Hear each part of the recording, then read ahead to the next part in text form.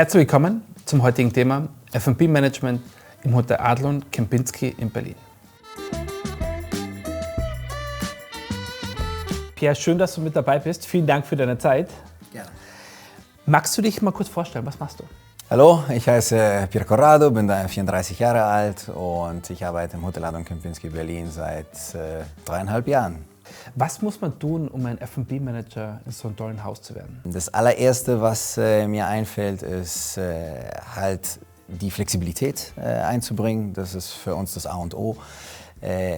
In Gastronomie halt, unsere Arbeit besteht zu 70% aus Vorbereitung und 30% müssen wir halt diese perfekte Beautiful Performance durchführen, wie wir das halt in Kempinski nennen, Beautiful Performance. Was für mich nochmal wichtig ist, ist Erfahrung und Kreativität.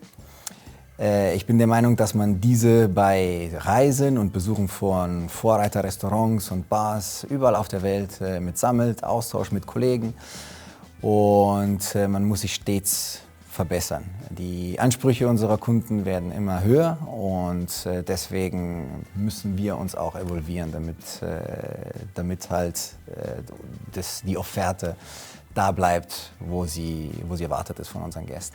In deinem Daily Business, was würdest du sagen, sind die Aufgaben eines F&B Managers? Wenn meine Familie oder Freunde mich fragt, was machst du den ganzen Tag, kann ich nie antworten.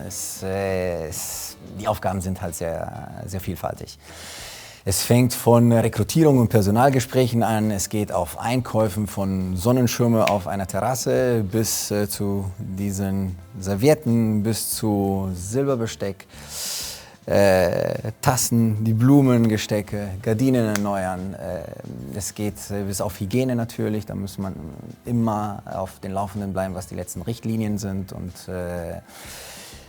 die Technik muss auch dabei beachtet werden. Wir haben Kühlschränke, die laufen, wir haben Klimaanlagen, wir haben Eismaschinen, die Unterhalt brauchen, die neu gekauft werden müssen. Und deshalb braucht es auch ein gewisses Maß an Technikkenntnis, denke ich. Also F&B Manager mit extra Kenntnissen? Definitiv. Diejenigen, die aufsteigen bis zu einer General Manager oder Hotel Manager Position, sind immer sehr, sehr gut vorbereitet und sehr vielfältig, weil man halt im F&B mit so vielen Abteilungen und so vielen Jobs konfrontiert wird jeden Tag. Pierre, wie würdest du einen regulären Tagesablauf beschreiben als F&B Manager im Hotel Adlon Kempinski? Meiner Meinung nach gibt es keine regulären Tage. Wir zählen 385 Zimmer, wir haben zahlreiche Outlets, Restaurants, Bars, Sternegastronomie. Unser Tag fängt um 5 Uhr morgens an, mit dem Frühstück um 6.30 Uhr eröffnet und der letzte Drink wird wahrscheinlich um 1 Uhr morgens serviert in unserer Lobby. Wir servieren im Durchschnitt 9.000 Frühstücke im Monat. Wie mein ehemaliger Mentor sagte, wo es Menschen gibt, gibt es auch Geschichten. Was macht das Arbeiten für dich in einem Hotel so besonders? Erlebnisse zu schenken. Ich bin ein sehr positiver Mensch, ein Optimist. Ich stehe jeden Morgen auf mit ein Lächeln auf den Lippen und möchte halt diese Freude auch mit meinen Gästen und meinen Mitarbeitern teilen. Es gibt nichts Schöneres als gut zu essen, gut zu trinken und als Halbitaliener koche ich halt sehr gerne. Was gibt es Besseres, das Gleiche jeden Tag bei der Arbeit zu leben. Perfekt. Pierre, was war eine der großen Herausforderungen für dich so in letzter Zeit? Es gibt mehrere.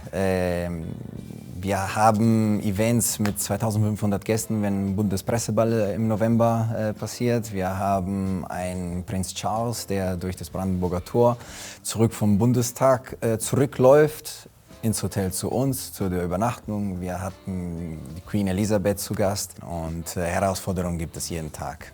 Von einem Stromausfall bis auf eine falsche Bestellung eingegeben ab und zu. Aber wir tun immer unser Bestes, damit unser Gast zufrieden ist. Mitarbeitersituation verändert sich, Konsumverhalten verändert sich. Wie hat sich das jetzt für euch aufs Hotel ausgeschlagen? Ich habe das Adlon 2019 in bester Form erlebt. Dann kam die Corona-Zeit halt und jetzt kam die Post-Corona-Zeit, wenn man sie so nennen darf. Hoffentlich. Ich kann sagen, dass das Konsumverhalten sich radikal geändert hat. Unsere Gäste sind heutzutage anspruchsvoller als zuvor. Allerdings sind sie auch bereit, etwas mehr auszugeben für das, was sie konsumieren. Zwar in kleineren Mengen, aber das sehen wir speziell bei den Getränken. dass viel Wert auf Qualität gesetzt wird. Wir sind immer mehr gefordert, auch die neuesten und qualitativ besten Produkte, wie auch Service zu gewährleisten. In der Hotellerie heutzutage überlebt nur, wer die Perfektion anstrebt und Exzellenz liefert. Bevor wir zur letzten Frage kommen, Pierre, was ist deiner Meinung nach an der Gastronomie so besonders? Warum sollten die Leute diesen tollen Beruf auch lieben? Jedes Hotel hat luxuriöse Zimmer, die gepflegt sind. Jedes Hotel hat gute Betten mit teuren Matratzen. Jedes Hotel hat die schönsten Armaturen in den Bädern. Nur wenige werden sich daran erinnern und erfreuen wahrscheinlich, weil das halt erwartet ist. Was ein Hotel ausmacht und besonders macht, ist die Gastronomie. Dort hebt sich ein gutes Hotel von allen anderen ab, dort lebt die Leidenschaft, dort findet die Interaktion zwischen Menschen statt.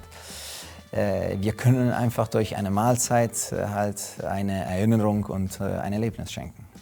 Ja, vielen Dank. Schöne Worte. Hm? Pierre, welche Tipps hast du da draußen noch für unsere Gastrokollegen?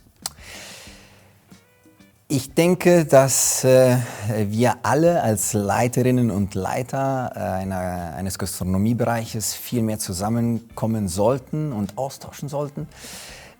Ich glaube, man kann konstruktive Treffen und reguläre Austausche gestalten und das sind für mich die Grundlage, um sich stets zu verbessern und halt das Beste für unsere Gäste zu liefern. Ich persönlich empfinde, dass wir Botschafter der Qualität, Nachhaltigkeit, Essen und Trinkkultur sind. Die Welt ändert sich schneller, als wir eigentlich unsere Sinne umorientieren können. Und deswegen sollten wir alle daran arbeiten, unsere Leidenschaft und Kenntnisse an den Gast und Mitarbeitern weiterzugeben. Ich denke, dass es wichtig ist, die Mitarbeiter wertzuschätzen. Es fängt mit persönlichen Gesprächen an. Oft und nicht nur, wenn der Betrieb es einmal pro Jahr vorschreibt. Und man muss halt stolz sein. Man muss das Hotel repräsentieren und das fängt mit einer guten Uniform an. Dafür muss sich ein Mitarbeiter halt wohlfühlen. Ich glaube auch, dass bei den Gesprächen mit den Mitarbeitern muss man sie auch immer abholen, was die langfristige Strategie eines Unternehmens ist. Man muss sich als Mitarbeiter halt Teil dieses Ziels fühlen und nicht einfach nur ein Zweck dafür. Vielen, vielen Dank, Pierre, für deine Zeit. Sehr, sehr gerne. Danke auch an euch. Bleibt bei uns am Kanal, abonniert ihn und auf bald. Bis dann.